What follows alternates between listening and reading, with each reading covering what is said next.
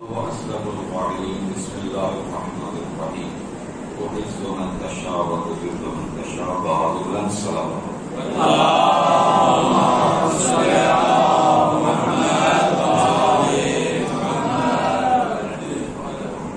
اگر میرے دوستان نوجوان دوستان تھوڑا سا آگے تشریف لائیں تو بہتر ہوگا.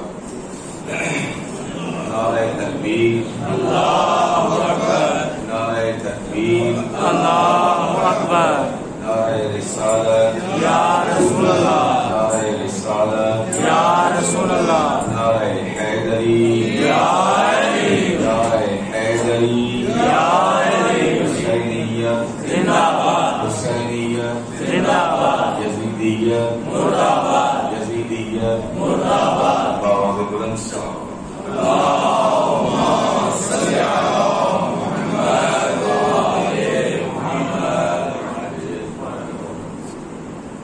بارگاہ رب العزت میں یہ دعا ہے کہ اللہ کی ذات ہمارا یہاں پر بیٹھنا اپنی بارگاہ میں عبادت شفا اور ہمارے دلوں کو قرآن کریم اور محمد وآل محمد علیہ السلام کے پاکیزہ کلمات کے ساتھ مزین اور منور فرمائے. بانیان مجلس کی توفیقات میں اضافہ فرمائے، ہم سب کی توفیقات میں اضافہ فرمائے. دعاؤں کی قبولیت کے لیے بڑا دل صلوات کی ضمانت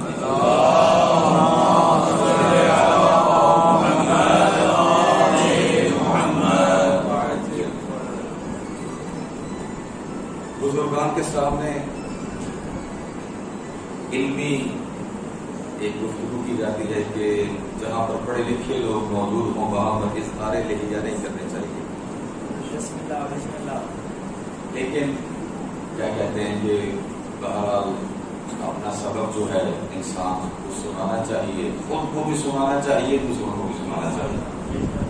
سب سے پہلے خود کو سنانا چاہیے اور اس کے بعد دوسروں کو، تاکہ نصیحت کر سکے.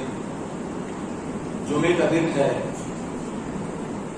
اور جمعے کا دن مخصوص ہے امام زمانہ اجل اللہ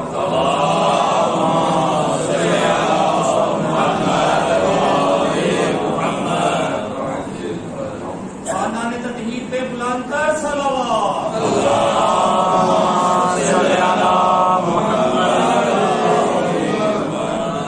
ایک جملہ امام زمانہ اجل اللہ تعالی شریف کی نظر کرنا چاہتا ہوں. حمد ہے اس ذات کی کہ جس نے ہمیں ایسے رحمت عطا فرمائی کہ جو زمین والوں کو آسمان والوں سے متصل کرتے ہوئے نظر آتے ہیں.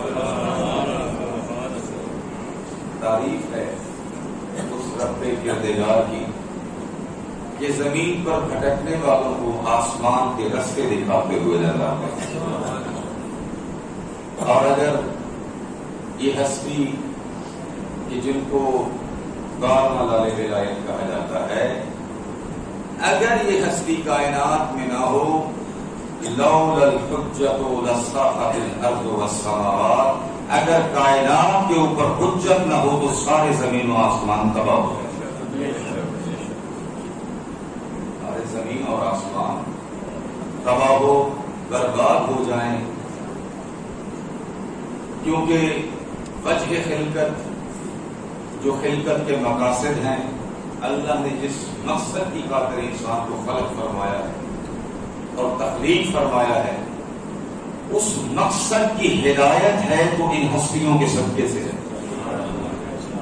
ان ہستیوں کے صدقے سے ہے. یہ ہستیاں نہ ہو تو انسان ایسے ہی ہے کہ جو چاہتا ہے کہ منزل کے اوپر پہنچے لیکن اپنے گرد ہی گھومتا ہوا نظر آئے گا. چاہتا ہے کہاں پہ پہنچے، مقصد تک پہنچے، کسی مقام تک پہنچے، کسی شہر تک پہنچے، لیکن یہ ہے کہ اس کا سفر وہاں کا وہیں کھڑا رہ جائے گا جہاں پر کھڑا تھا اگر یہ ہستیاں نہ ہوں. اسی لیے ان کے بارے میں ایک جملہ ہے دعاؤں کا، این السبب المتصل بین الارض والسماء، کہاں ہے وہ وسیلہ جو زمین والوں کو آسمان سے ملاتا ہوا نظر آتا ہے. کہاں ہے وہ سبب اور کہاں ہے وہ وسیلہ؟ اور یہ وسیلہ ایسے ہی ہے جیسے کہ رسول خدا صلی اللہ علیہ وسلم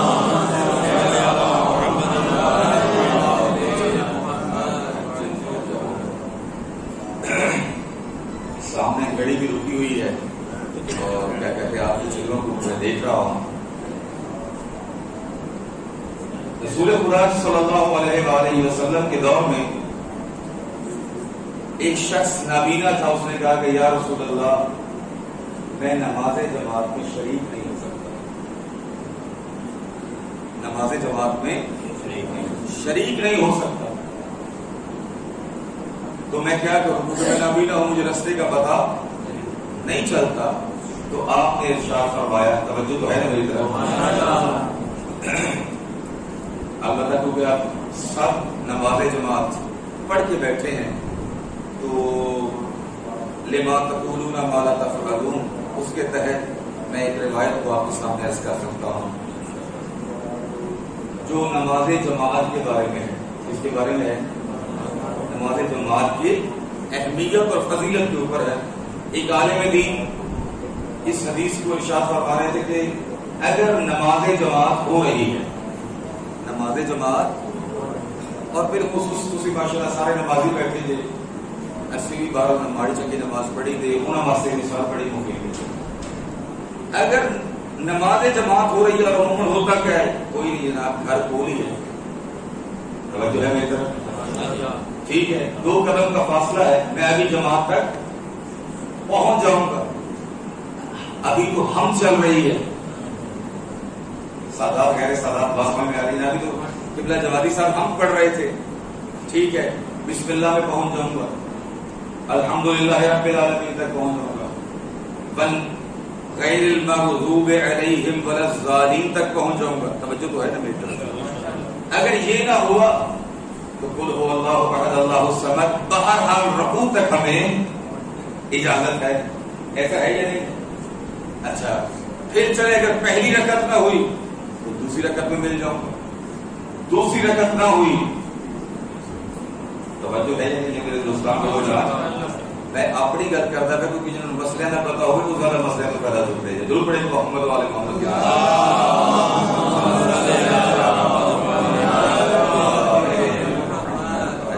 جیسے جیسے انسان کو آسانیوں کو پتہ چلتا ہے تو پھر آسانیوں کو پیدا چکتا ہے انسان.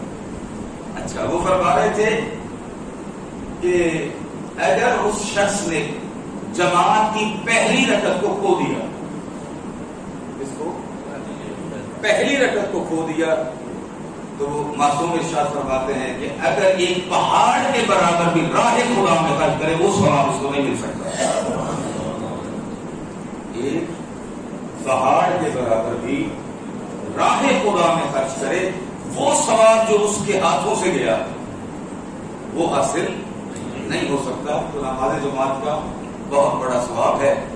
ہماری غلطیاں, ہماری کوتاہیاں, ہمارے کیا کہتے ہیں افکار ہمیں نماز میں ویسے کھڑا نہیں ہونے دیتے جیسے کھڑا ہونا چاہیے.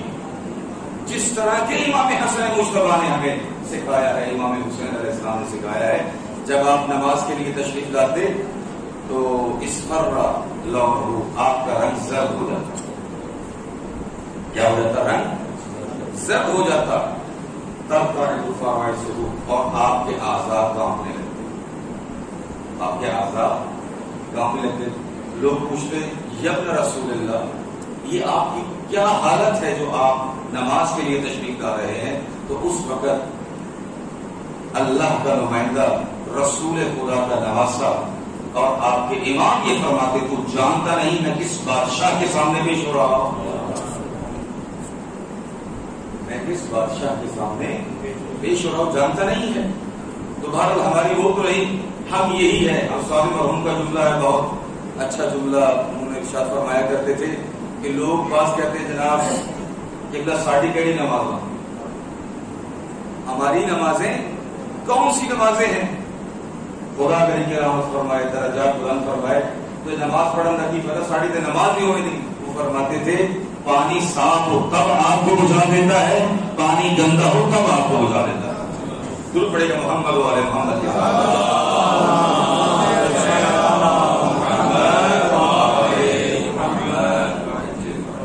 تو آپ نے ارشاد فرمایا کہ اے صحابی ایسا کر, اپنے گھر سے ایک رسی باندھ اور مسجد تک ایک رسی کو باندھ, اس کو پکڑ پکڑ کے مسجد تک پہنچ جائے.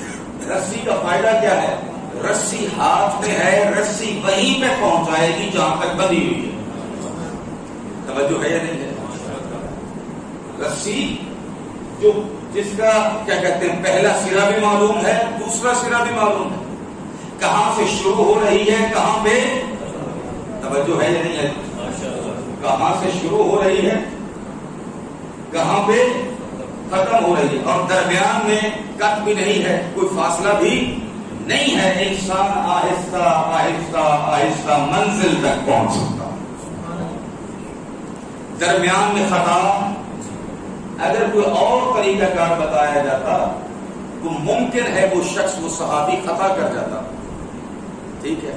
لیکن یہ رسی والا سلسلہ جو ہے یہ ایسا سلسلہ ہے جس میں خطا نہیں ہے، غلطی نہیں ہے، بلکہ قدم پر قدم وہیں پہ پہنچے گا جہاں رسول پہنچانا چاہتا ہے، جہاں پر اللہ کا رسول پہنچانا چاہتا ہے وہاں پر پہنچے گا. تو یہی تعبیر ہے آل محمد کے لیے. یہی تعبیر کس کے لیے ہے؟ آل محمد کے لیے ہے. فرمایا کہ میں تمہارے اندر دو رسیاں چھوڑنے جا رہا ہوں، ایک رسی خدا تک پہنچتی ہے، ایک زمین تک پہنچتی ہے. ایک رسی جو ہے اس کا سرا کہاں تک ہے؟ خدا تک ہے، اور دوسرا کیا ہے؟ زمین والوں کے ساتھ ہے، کہ جس کو ہم پکڑ کے وہاں پہ پہنچ سکتے ہیں جہاں پر ہمیں پہنچنا چاہیے. متصل بین الارض والسماء، یہ ایسے وسیلے ہیں، یہ ایسے ذریعے ہیں کہ جس کے ذریعے سے ہم خدا تک پہنچ سکتے ہیں، وگرنہ ان کے بغیر پہنچنا ممکن نہیں ہے. درود پڑھیے محمد والے محمد.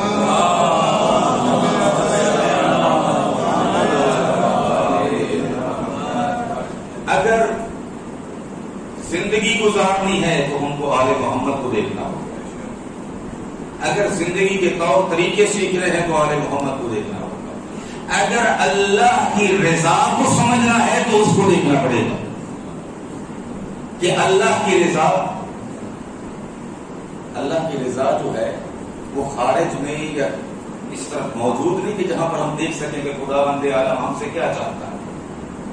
خدا بند عالم وہ سامنے آنے والی ہستی نہیں ہے. یہ امام صادق علیہ السلام کے فرمان کا خلاصہ عرض کر رہا ہوں آپ کے سامنے. درود پڑھیے محمد والے محمد.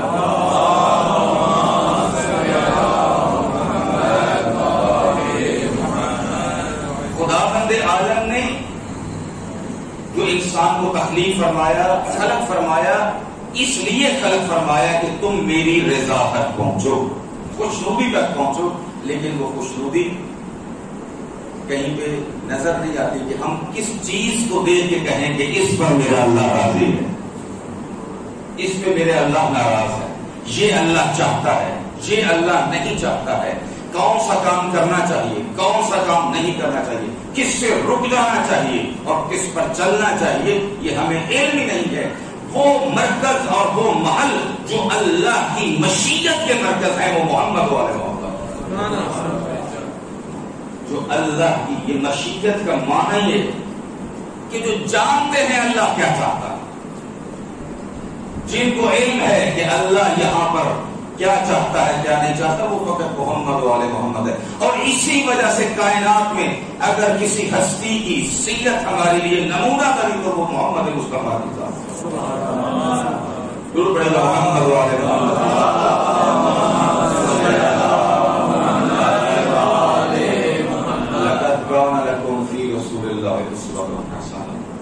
تمہارے لیے رسول کی زندگی بہترین نمونہ ہے.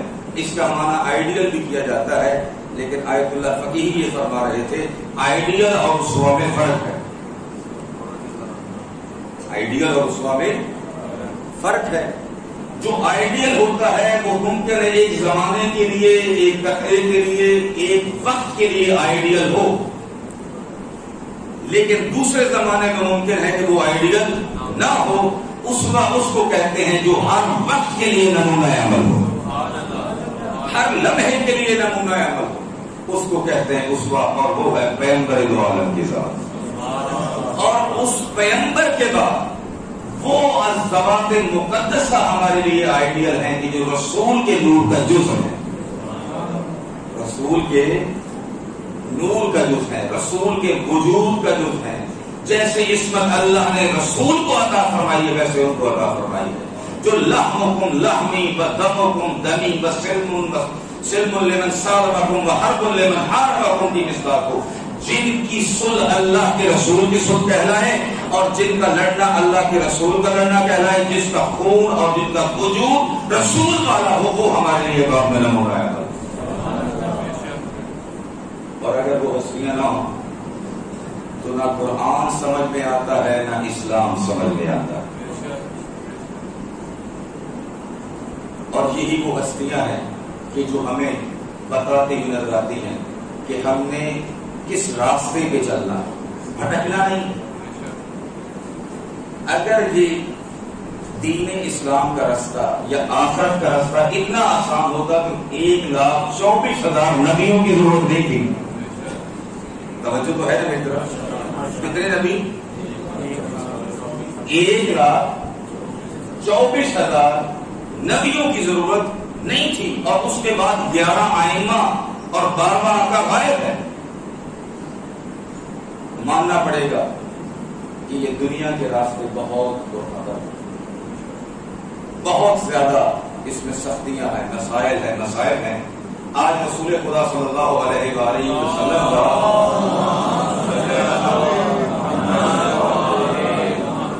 ایک فرمان پڑا کہ جس کو دل چاہتا ہے کہ آپ کے سامنے عرض کروں۔ رسول خدا صلی اللہ علیہ وآلہ وسلم ارشاد فرماتے ہیں کہ 5 کلمے تورات میں ایسے ہیں، ينبغي ان تكتب بماء الذهب، جس کو چاہیے کہ سونے کے پانی سے لکھا جائے۔ اس کے ساتھ لکھا جائے سونے کے پانی۔ ہمارے استاد انصاریان وہ جب خطاب فرماتے تو کہتے ہیں کہ جتنی آسانی سے آپ کو حدیث مل گئی آپ قدر نہیں جانتے، جن کے پاس یہ خزانہ نہیں ان سے پوچھے، اور جب ان کے پاس خزانہ نہیں ہوتا تو لا محالہ پھر وہ عقل کے گھوڑے دوڑانا شروع کرتے ہیں، کبھی کس طرف پہ بھٹکتے ہیں کبھی کسی طرف پہ بھٹکتے ہیں، لیکن جو خیرات باب العلم سے ملتی ہے وہ کہیں بھی نہیں ملتی۔ تو رسول خدا نے ارشاد فرمایا تورات میں 5 کلمات ایسے ہیں کہ جس کو سونے کے پانی کے ساتھ چاہیے کہ لکھا جائے۔ پہلا کیا ہے جملہ؟ ارشاد فرماتے ہیں اقبلھا، جو اگر کوئی ایسا جملہ جو رسول کی نظر میں قیمتی ہے تو اللہ کے اندر جانتا ہے اس کی قیمت کیا ہوگی۔ توجہ چاہتا ہوں یہ وہ جملات وہ کلمات کہ جو رسول خدا کی نظر میں اہمیت رکھتے ہیں، اور فرماتے ہیں کہ چاہیے کہ اس کو سونے کے پانی کے ساتھ لکھا جائے، تو ماننا پڑے گا وہ کلمات زندگی کے لیے بہت اہمیت کے حامل ہیں۔ آپ نے ارشاد فرمایا اقبلھا حجر القصب فی الدار رحم علی خرابها، فرمایا گھر میں ایک غصبی پتھر کا لگنا، توجہ چاہتا ہوں، گھر میں ایک غصبی پتھر کا لگنا اس گھر کے خراب ہونے کے لیے کافی ہے، اس کی تباہی کے لیے ایک پتھر۔ تو معصوم آیا پتھر کو بتانا چاہتے ہیں؟ نہیں، بلکہ بتانا چاہتے ہیں کہ مال حرام چاہے ذرہ بھی ہو وہ گھر کی بربادی کے لیے کافی ہے۔ اور ماہ محرم میں بھی آپ کے سامنے عرض کیا تھا، حدیث سے سمجھنے کے لیے اس لیے فرمایا الدراية، امام صادق علیہ السلام کا فرمان ہے الدراية خیر من 1000 الرواية، فرمایا حدیث کو سمجھنا 1000 روایت کو بیان کرنے سے بہتر ہے۔ حدیث کو سمجھنا عجیب فرمان ہے، معصوم کی حیرانگی ہوتی ہے۔ فرمایا جو شخص لقمہ حرام کھاتا ہے وہ جنت کی خوشبو بھی نہیں سن سکتا۔ اچھا پوچھا کہ کیوں؟ اگرچہ وہ عبادت کرتا ہے، مقابل کے ذہن میں یہ آیا کہ وہ عبادتیں بھی کرتا ہے تب بھی فائدہ نہیں۔ آپ نے ارشاد فرمایا جو جنت ہے وہ پاکیزہ لوگوں کے لیے، پاکیزہ جسموں کے لیے ہے، جب تک وجود سے وہ حرام ظاہر نہیں ہوگا اس وقت تک جنت میں جائے گا کیسے؟ تو لہذا وہ عبادت بھی ہوگی وہ بھی اللہ کی رضا کے لیے نہیں ہوگی بلکہ وہ شیطان کی طرف چلی جائے گی۔ ایک لقمہ حرام کو ترک کرنا، چھوڑ دینا، امام صادق علیہ السلام ارشاد فرماتے ہیں 2000 نفل کے برابر ہے. 2000 مستحب نفل انسان پڑھے اس کا اجر ایک طرف، لیکن ایک لقمہ حرام کو چھوڑ دینا وہ ایک طرف. اور آپ پھر اس کے بعد ارشاد فرماتے ہیں وَالْغَالِبُ بِالظُّلْمِ هُوَ الْمَغْلُوبُ، فرمایا جو ظلم کے ساتھ کامیاب ہوا وہ غالب نہیں، حقیقت میں مغلوب ہے. وَالْغَالِبُ بِالظُّلْمِ هُوَ الْمَغْلُوبُ، فرمایا جو ظلم کے ساتھ غلبہ کر گیا، کسی کو شکست دے دی. دنیا داری میں یہ کام چلتے ہیں، توجہ ہے یا نہیں ہے؟ کسی کو بھی آپ نے نیچے گرانا ہے، کہتے جو وسیلہ ہو استعمال کریں، حکومت ہماری ہونی چاہیے. ایسا ہے یا نہیں ہے؟ لا محالہ پوری دنیا کے اوپر یہی سسٹم چل رہا ہے. فرعون کے لیے جو تعبیر ہے یا فرعون صفت لوگوں کے لیے ہے، یریدون علوا فی الارض، وہ زمین کے اوپر کیا چاہتے ہیں؟ بڑائی چاہتے ہیں، کسی وسیلے سے بھی ہو. لیکن آل محمد یہ چاہتے ہیں کہ اس طرح سے حکومت ہو جیسے خدا چاہتا ہے، جیسے خدا چاہتا ہے. اسی وجہ سے جب تک لوگوں کے ذہن نہیں بنتے، توجہ چاہتا ہوں، جب تک لوگ اللہ کی طرف پلٹتے نہیں ہیں، ظلم سے تنگ نہیں آ جاتے، جب تک پوری دنیا اس چیز کو محسوس نہ کر لے، پیاس کو محسوس نہ کر لے، اس وقت تک اس پانی کی طرف نہیں جائے گی جو چشمہ اللہ نے ہمارے لیے رکھا. لیکن آج پوری دنیا اس بات کو مان رہی ہے، توجہ کر رہی ہے کہ کوئی ایسا مسیحا ہونا چاہیے، کوئی ایسی ہستی ہونی چاہیے کہ جو پوری کائنات کو ویسے عدل و انصاف سے پر کرے جیسے پر کرنے کا حق ہے. اور یہ سب سے بڑی دلیل ہے امام زمانہ اجل اللہ فرجہ الشریف کی وجود کے اوپر کہ جب پیاس ہو تو پانی کا تقاضا ہوتا ہے، اور جب کوئی انسان اس بات کو محسوس کر رہے ہیں اور توجہ کر رہے ہیں ظلم ہے، ظلم کو مٹانے والا کوئی نہیں ہے، فساد ہے، فساد کو ختم کرنے والا نہیں ہے، تمام کائنات تاریکیوں میں ڈوبی ہوئی ہے، کوئی ایسا امامت کا خورشید ہو جو ساری کائنات کو روشن کر دے.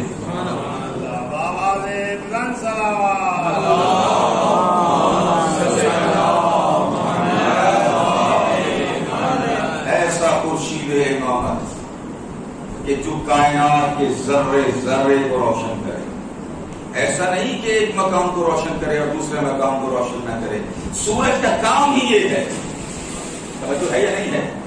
کسی چراغ کے ساتھ تشبیہ نہیں دی گئی، بلکہ سورج کے ساتھ امام زمانہ کو تشبیہ دی گئی، کیونکہ سورج ہر ایک کو فائدہ پہنچاتا ہے، کافر کو بھی فائدہ پہنچاتا ہے، مسلمان کو بھی پہنچاتا ہے. لیکن اگر گھر کا رخ بھی سورج کی طرف نہ ہو تو اس میں سورج کا قصور نہیں ہے. جب توجہ اس طرف ہوگی، جب رخ اس طرف ہوگا تو پھر امامت کی کرنیں ہمارے دل کو منور کرتی ہوئی نظر آئیں گی. ایسا نہیں کہ وہ ہم چاہیں بھی نہ اور توجہ بھی نہ کریں. اور بہت پہلا جملہ ہے کہ جب امام علیہ السلام سے پوچھا کہ مولا کہ امام کے وجود سے لوگ فائدہ کیسے اٹھائیں گے، توجہ تو ہے نہیں، میں نے وقت دیکھ لیا کہ امام کے جب امام غائب ہوں گے تو ان کا فائدہ کیا ہے؟ غائب امام کا فائدہ، یہ عام سوال آج کل سوشل میڈیا کے اوپر بھی اٹھا ہوا ہے، امام غائب ہیں ان کا فائدہ کیا ہے؟ تو آپ نے ارشاد فرمایا جیسے سورج بادلوں کی اوٹ پہ بھی روشنی دیتا ہوا نظر آتا ہے، ویسے ہی امام زمانہ پردہ غیبت میں تمام کائنات کو فائدہ دیتے ہوئے نظر آئیں گے. ویسے ہی امام زمانہ اجل اللہ فرجہ الشریف تمام کائنات کو فائدہ دیتے ہوئے نظر آئیں گے. لیکن بادلوں کی اوٹ میں بھی اگرچہ جتنی تاریکیاں ہوں، فساد بھی ہوں، لیکن ان کی روشنی آئے گی، اگرچہ اس مقدار میں نہیں جیسے چاہیے. لیکن ایک بات عرض کرتا جاؤں، ذیشان حیدر جوادی صاحب کا بہت پیارا جملہ ہے، لیکن جو شخص اپنی فکر کو، اپنے ایمان کو، توجہ چاہتا ہوں، اپنی فکر اور ایمان اور تقویٰ کو اتنی بلندی کے اوپر لے جائے جو بادلوں کے اوپر چلا جائے، وہ خود جا رہا ہے اور مستقیم امام زمانہ سے مڑ لے گا. جو خود اس بلندی پہ لے جائے، اس مقام کے اوپر لے جائے کہ جہاں پر امام کے انوار مقدسہ ڈائریکٹ اس کے دل کے اوپر اشراق کرتے ہوئے نظر آئے تو وہ اس کے لیے پھر خاص تقویٰ چاہیے. کیا چاہیے؟ ایمان چاہیے. ایسا عمل چاہیے کہ امام زمانہ آپ کے لیے خود ملاقات کے لیے حاضر ہو. آپ کے لیے دو دوست تھے، توجہ چاہتا ہوں، گل پڑے محمد والے محمد کے ساتھ.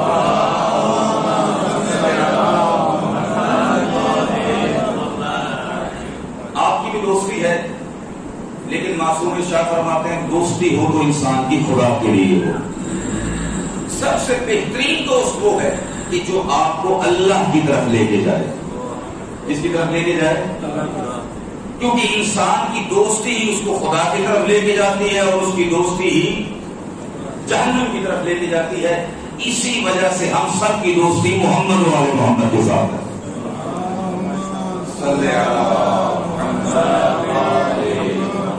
دو دوست تھے، ان کی تمنا یہ تھی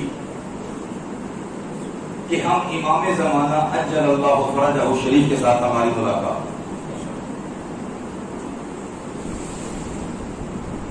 کس کے ساتھ ملاقات ہو؟ امام زمانہ اجل اللہ فرجہ.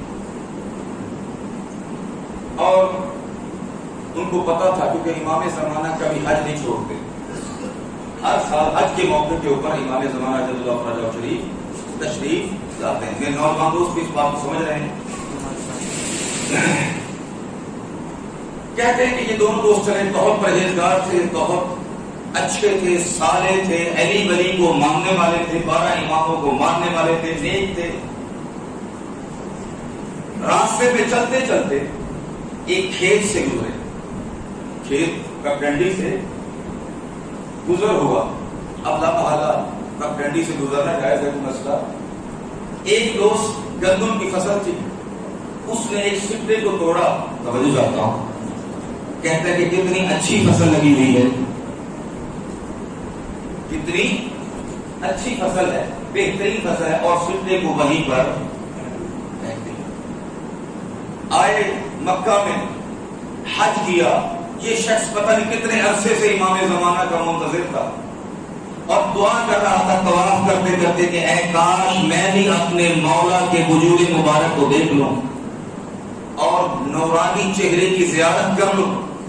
یہ دعا کر رہا تھا کہ اچانک دیکھتا ہے کہ مولا امام زمانہ اجل اللہ فرجہ شریف بھی طواف کر رہے. جب آپ کے نور کے اوپر نظر پڑی تو امام علیہ السلام نے اپنے پاس بلایا. توجہ ہے میری طرف، اپنے پاس بلایا اور اس کے ساتھ ملے. تو یہ دوست یہ کہتا ہے کہ مولا میری تو بڑے سالہ کی خواہش پوری ہو گئی. توجہ ہے، اگر اجازت دیں تو میں اپنے دوست کو بھی لے آؤں، اپنے دوست کو بھی لے آؤں. مولا کہتے نہیں اجازت نہیں. اچھا مولا اجازت ہے میں اس کو خبر دے دوں کہ میری امام کے ساتھ ملاقات ہو گئی ہے. مولا فرماتے اجازت نہیں. کہتا ہے مولا ہم دونوں اکٹھے آئے ہیں، ہم دونوں آپ کے موالی ہیں، متوالے ہیں، تو اجازت کیوں نہیں؟ مولا نے فرمایا تو کھیت میں آتے ہوئے اس نے سٹی کو توڑا کیوں تھا؟ سٹے کو تم اس قابل ہو کہ تم کو ہم زیارت کروائیں، لیکن وہ اس قابل ابھی نہیں ہوا. جب اس قابل ہو تو تب ہم اس کو زیارت کروائیں گے. دور پڑے گا محمد والے محمد کے ساتھ.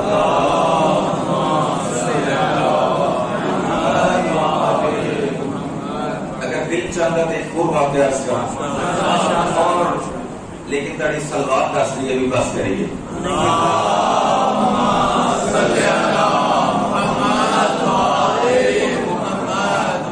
زندہ موجزے موجود ہیں، یہ ذہن میں رکھیے گا، کیونکہ اللہ کی ذات اپنی نشانیاں دکھاتی رہتی ہے. اپنی نشانیاں جو قوم نجف، کربلا، قاسمین گئے ہیں اور وہاں پر وہ نشانیاں موجود ہیں. حضرت بی بی معصومہ سلام اللہ علیہ کا جہاں پر مزار مقدس ہے، اس طرف پر پل آنجی پل ہے، اس طرف ایک قبرستان ہے. وہاں پر اوپر اس قبرستان کے اوپر لکھا گیا ہے آرام گاہ کاظم کربلائی. کیا لکھا ہوا ہے؟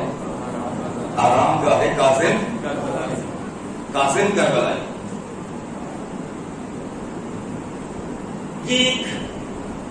دیہات کا رہنے والا شخص، بوڑھا شخص، دیہاتی، جس کو حتیٰ کہ اپنا نام بھی لکھنا نہیں آتا، بالکل جن کے اندر چپٹا ان پڑھ، ٹھیک ہے، لیکن اس کی صفت یہ تھی کہ کبھی بھی مال حرام کے نزدیک نہیں جاتا، لقمہ حرام کے نزدیک، نمازی پڑھتا، ہل جوتتا، کھیتوں میں کام کرتا، فصل بیچتا، لیکن کسی صورت میں بھی لقمہ حرام کے اوپر راضی نہیں ہوتا، زکات دیتا تھا، ٹھیک ہے، جو اس کی وسعت تھی، حج اس کے اوپر واجب ہے جو وسعت تھی۔ اچھا، وہاں پر ایران میں جو دیہات ہے، آپ نے سنا ہوگا، وہاں پر کیونکہ سادات کے اوپر جب ظلم ہوا تو اس ظلم کے نتیجے میں ائمہ علیہ السلام کی اولاد نے ایران کا رخ کیا، اور عراق کا بھی، ہندوستان میں بھی کئی سادات ہے، تو وہاں پر سادات کا بہت عزت کی جاتی ہے، اور بالخصوص کے سارے سید ہو، نیک سید ہو، تو وہاں پر اس کے مزار کو بھی بنا دیا جاتا ہے، اور کہا جاتا ہے کہ یہ ہمارے گاؤں کے لیے خیر و برکت ہے۔ سادات اپنی عظمت کو پہچانے اور جانے کہ اگر سادات واقعا جس طرح سے اللہ اور اس کا رسول چاہتا ہے، امام چاہتے ہیں، اگر اس طرح سے اپنی زندگی کو بنا لیں تو وہ دعاؤں کی قبولیت کا ذریعہ بنتے ہیں، دعاؤں کی قبولیت کا ذریعہ بنتے ہیں۔ تو یہ بوڑھا شخص کھیتوں میں کام کر کے عبادت کے لیے اسی مزار پہ جایا کرتا، مسجد بھی تھی وہاں پر کس کے لیے جایا کرتا تھا؟ عبادت کے لیے۔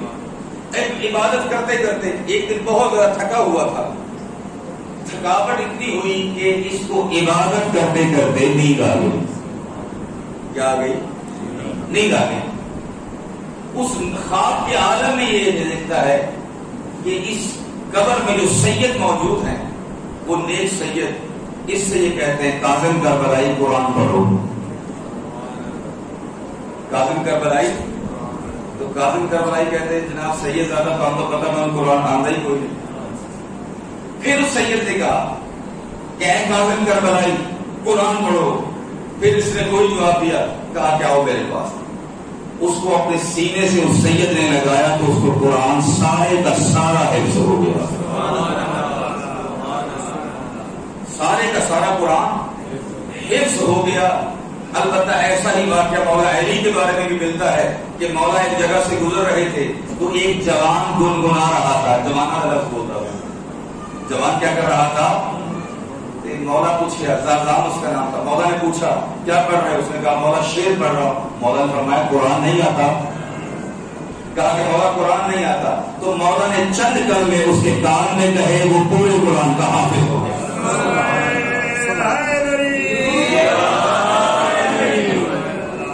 ٹھیک ہے، تو وہ پورے قرآن کا حافظ ہو گیا۔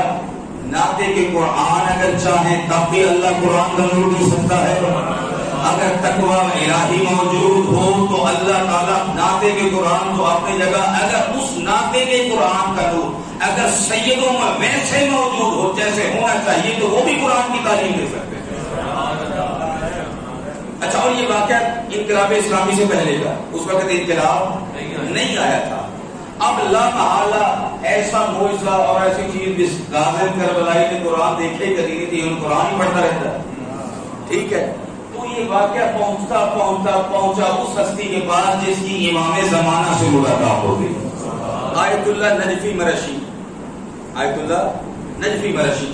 تو ہمارے علماء آنکھیں بند کر کے کسی کو پیر نہیں مانتے، توجہ کیجیے گا، شیعہ مذہب عقل کا مذہب ہے، بغیر کسی علت اور سبب کے کسی بات کو ہم نہیں مانتے، توجہ تو ہے ہی نہیں ہے۔ تو جب یہی خبر پہنچی آیت اللہ نجفی مرشی تک تو آپ نے کہا کہ ہو سکتا ہے کوئی دکانداری نہ ہوگی، کیونکہ دکانداری چمکانے کے لیے یہ 3.5 ہوئی ہے جناب، ٹھیک ہے، کہ چاہے پورا سال غسل نہ کیتا ہوگا۔ البتہ یہ جملہ میں رسالت ماں کے زمانے کا عرض کر رہا ہوں، وقت کی کمی ہے لیکن میں اس کا ترجمہ عرض کروں گا۔ رسول خدا نے کسی شخص کو دیکھا جس کے ناخن میلے تھے، بال میلے کچیلے تھے، کپڑے اس کے کیا کہتے ہیں بالکل صاف ستھرے، ٹھیک ہے، بالکل میرا کچالا لباس رسول خدا نے ارشاد فرمایا لوگ چاہتے ہیں آسمان کی خبریں لیں. کس کی خبریں لیں؟ آسمان کی خبریں لیں، لیکن ان کو اتنا پانی میسر نہیں ہے کہ اپنے جسم اور وجود کی صفائی کر لیں. دور پڑے گا محمد و آل محمد کے ساتھ.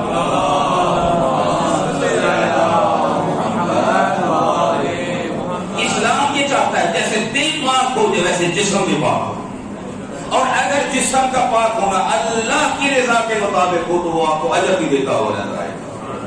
وضو ظاہری بھی کیا کہتے ہیں پاکیزگی ہے، لیکن اس کا اثر یہ ہے کہ اللہ تعالیٰ کی رضا کے لیے ہو تو وہی وضو کے قطرے آپ کے لیے فرشتے بنتے ہوئے نظر آئے گا، اور وہی آپ کے لیے استغفار کا ذریعہ بنتے ہوئے نظر آئیں گے.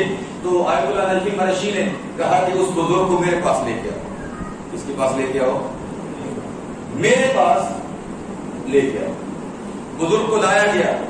آیت اللہ نجمی مرشی نے ایسی عظیم کتب خانہ آپ نے بنایا ہے کہ پوری دنیا جہان میں دوسرے نمبر پہ ہے سب سے بڑا کتب خانہ جو آیت اللہ نجمی مرشی نے اپنے پیسوں کے ساتھ، اپنی محنت کے ساتھ، مومنین کے تعاون کے ساتھ دنیا کا سب سے بڑا کتب خانہ جو دوسرے نمبر پہ ہے وہ قم میں موجود ہے. اس سے یہ بھی پتہ چلتا ہے کہ جو محبت علم کی آل محمد کے ماننے والوں کی ہے کسی اور کی نہیں، کسی اور کی نہیں ہے. بہرحال تو آیت اللہ نجمی مرشی نے پوچھا کہ آپ کو قرآن پڑھنا آتا ہے؟ انہوں نے جی سید مجھے پڑھنا تو نہیں آتا، آپ پڑھ سکتا. اچھا.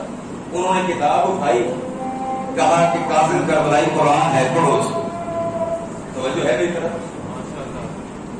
کتاب کوئی اور تھی، فقہ کی اصول کی کتاب تھی، لیکن اس کو دیکھنے کے لیے کہ اس کو واقعی پتا چلتا ہے قرآن کیا ہے. قرآن آپ کیا کہ سید قرآن پڑھ، کاظم کربلائی قرآن پڑھ. کاظم کربلائی نے ایسے صفحے کھولے، کہتے جی آیت اللہ نجمی مرشی آغائے مرشی ہم قرآن نیس، ہم قرآن نیس، یہ سطر قرآن ہے. توجہ چاہتا ہوں، توجہ ہے میری طرف. یہ سطر قرآن ہے، یہ سطر قرآن ہے، لیکن یہ لفظ جو ہے یہ قرآن نہیں ہے. کہتے تجھے کیسے بہتر، تو تو ان پڑھ ہے. کہا کہ جو قرآن نہیں وہ مجھے کالے لفظ نظر آتے ہیں، اور جو قرآن ہے وہ مجھے نور نظر آتا ہے. جو لفظ ہے باقی جو قرآن نہیں ہے وہ مجھے کالے لفظ نظر آتا ہے، اور جو واقعاً قرآن ہے وہ مجھے نور نظر آتا ہے. اور یہی اصلیہ ہے کہ جو عین السبب المتصل بین الارض والسماء.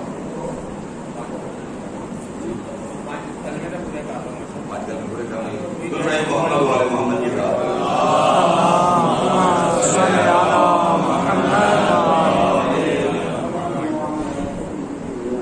البتہ باقی جملے تشریح چاہتے ہیں، میں اس کو البتہ چھوڑ کے صرف ترجمہ کرتا ہوں.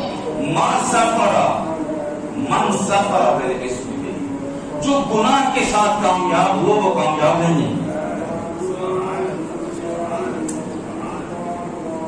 یہ جو کلمات ہیں یہ حقیقت میں تاریخ انبیاء ہیں، اور ان لوگوں کی تاریخ ہے جو انبیاء کے مقابلے میں آتے رہے، جو اولیاء خدا کے مقابلے میں آتے رہے. یہ پوری تاریخ ہے. جو آپ نے پہلا جملہ ارشاد فرمایا بل غالب بالظلم هو المغلوب، جو ظلم کے ساتھ جس نے فتح پائی وہ حقیقت میں فتح نہیں بلکہ شکست ہے. اور کربلا میں یہ شکست سامنے واضح نظر آئی جہاں پر نو کے نیزہ کے اوپر خون کی فتح ہوئی. نو کے نیزہ کے اوپر یہ تاریخ انبیاء ہے جو معصوم کے کلمات ہیں. من ظفر بالاسم بھی، وہ کامیاب ہی نہیں جو گناہ کے ساتھ کامیاب. وَمِنْ أَقَلِّ حَقِّ اللَّهِ عَلَيْكَ أَلَّا تَسْتَعِينَ بِنِعْمِهِ عَلَى مَا سِوَى اللَّهِ. فرمایا اللہ تعالیٰ کا جو تیرے اوپر حق ہے اس کی کم ترین مقدار یہ ہے کہ اس کی نعمتوں کو گناہوں کے اوپر خرچ نہ کرے. اس کی نعمتوں کو اس کی معصیت اور نافرمانی پر خرچ نہ کرے. اور بندہ خدا مال کس سے نہ ہوئے، اس کا مال ہی اس کے اوپر خرچ کیا جائے، اس سے بڑی توہین کیا ہوگی. مال کسی کا ہے، اسی مال کو اس کے خلاف استعمال کیا جائے، اس سے بڑی مصیبت کیا ہے. نعمتیں بھی خدا کی ہیں اور خلاف بھی اس کے استعمال ہوں. اور پھر آپ ارشاد فرماتے ہیں وَوَجْهُكَ مَاءٌ جَامِدٌ يَقْطُرُ عِنْدَ السُّؤَالِ فَانظُرْ إِلَىٰ مَنْ تَقْطُرُهُ. اور اللہ نے تیرے اندر ایک جامد پانی رکھا، یعنی پانی چلنے والا ہے نا، منجمد پانی جو پگھلا ہوا نہیں. فرمایا جب تم کسی سے سوال کرتے ہو تو وہ پانی پگھل جاتا ہے. اللہ نے تمہارے اندر ایک عزت نفس رکھی ہے.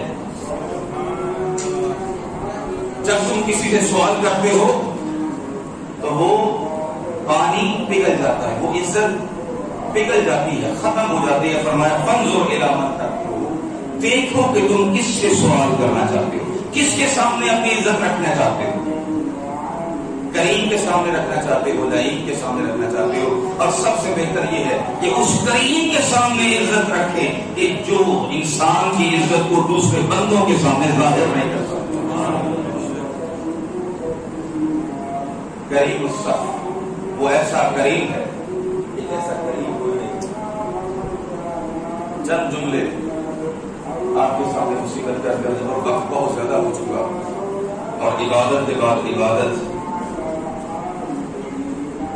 ایران کا کوئی صوبہ ظاہر الخوزستان یا کوئی ایسا صوبہ یا عراق،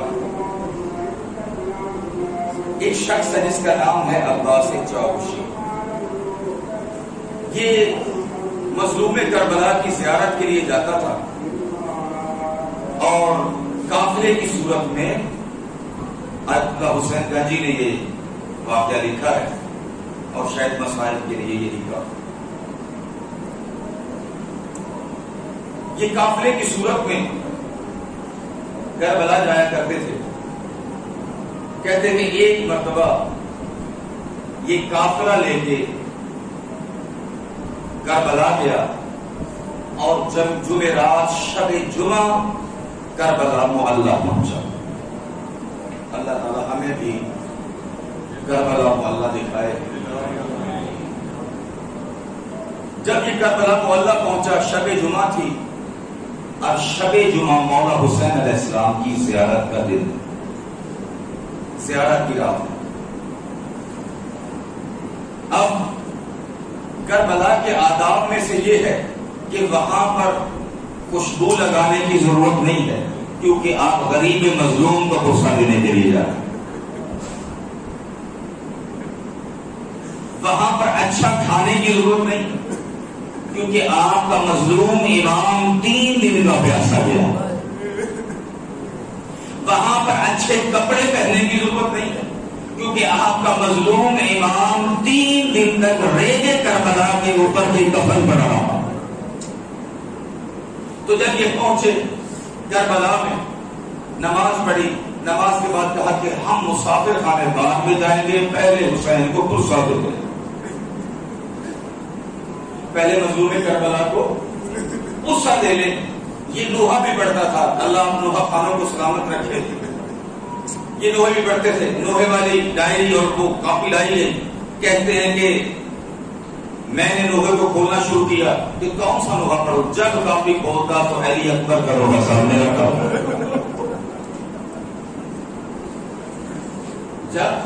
جب بھی میں نے چاہا کہ ڈائری کو کھولوں اور کوئی اور لوہا پڑھوں تو جناب علی اکبر کا لوہا سامنے آتا. میں نے یہ سمجھ لیا کہ اللہ کی ذات یہ چاہتی ہے، امام حسین چاہتے ہیں کہ میں حسین کے بیٹے کا پرسہ دوں. حسین کا وہ بیٹا کہ جو مقتل کے لیے گیا تو حسین اس کے پیچھے پیچھے جا رہے تھے اور اللہ کو مخاطب کر کے کہہ رہے تھے اے میرے اللہ تو گواہ رہنا میں کس جوان کو تیری راہ میں بھیج رہا ہوں. یہ لوہا پڑھ کے ماتم داری کر کے غصہ دے کے مسافر خانے میں واپس آئے. کھانا کھایا. کھانے کے بعد عباس چاوشی کہتا ہے مجھے نیند آ گئی. جب نیند آئی خواب میں دیکھتا ہے کہ میرے مسافر خانے کا دروازہ کھٹکا. میرے مسافر خانے کا دروازہ کھٹکا. میں نے دروازہ کھولا تو مولا حسین کی زری کا غلام میرے گھر کے باہر تھا، مسافر خانے کے باہر تھا.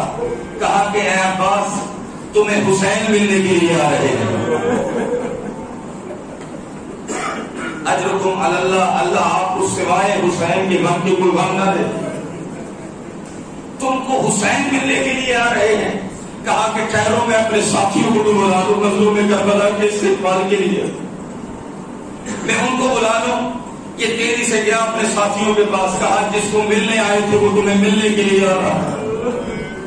زہرا کا بیٹا تمہیں ملنے کے لیے آ رہا ہے. تھوڑی دیر کے بعد مظلوم کربلا آئے دروازے کے اوپر. یہ کھڑے ہوئے استقبال کے لیے. کہتے ہیں ہم نے مولا کے قدموں کو چوما. ہم نے مولا کے قدموں کو چوما. تو مولا مظلوم کربلا نے کہا کہ اے عباس چاوشی تمہاری زیارت قبول ہے، تمہاری زیارت قبول ہے، لیکن میری دو گزارشیں ہیں تم سے. میری دو گزارشیں، میری دو درخواستیں ہیں تم سے. عباس سے کہتا ہے کہ مولا ہم سے کیا گزارش، ہم تو آپ سے لینے آئے ہیں. ہم آپ کی کیا گزارش قبول کر سکتے ہیں، آپ کی درخواست کو پورا کر سکتے ہیں.